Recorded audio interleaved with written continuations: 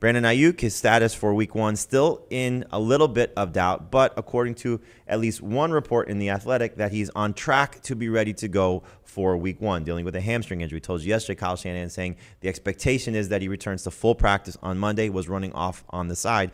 So again, talking about another story we've been following for the last couple of days. Dave, when you're drafting Brandon Aiyuk, is he a round 5 pick? Is he a round 6 pick? Or is he somebody you're avoiding altogether in that range? I'm willing to take him in round 6. I know that he's going in round 5 in a lot of leagues, and I just don't see it, especially now that they're going to use Jimmy Garoppolo and Trey Lance at quarterback. It's going to be a dual threat. That probably means that they're going to pass even less than they've been over the past couple seasons. And just as an example, last year, they were league average in pass attempts per game, and that ended up being high for San Francisco. They were lower than that in 2019. And when Aiyuk played last year with George Kittle, it was 5.5 targets per game.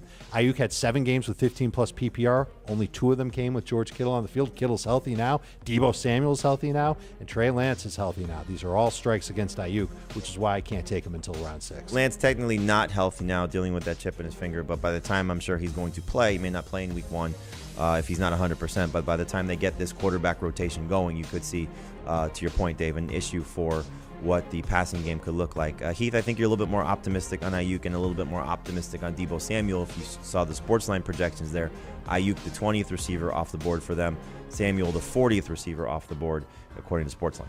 Yeah, I'm definitely higher on Samuel than the consensus is. I think Aiyuk, I've got him 30th, and our consensus is 30th, so I'm right in the same range. One of these guys I do think could be a top 24 wide receiver, and I think it's worth remembering that George Kittle, Brandon Aiyuk, Deebo Samuel have all had injuries the last couple of seasons. If one of those 2 goes down, the other 2 could just absolutely explode. But if all 3 are healthy, it's going to be difficult unless Kittle takes a big step back. And Samuel doesn't take a step forward because his rookie season, I think everybody's trying to hope that he gets back to that level, but a lot of that was his rushing production. Gave me 3 rushing touchdowns that season, but did not find the end zone on the ground last year. So he's the one I'm the most concerned about. But Aiyuk, it's a little tough to trust with the hamstring injury on top of what the volume could be in this passing attack.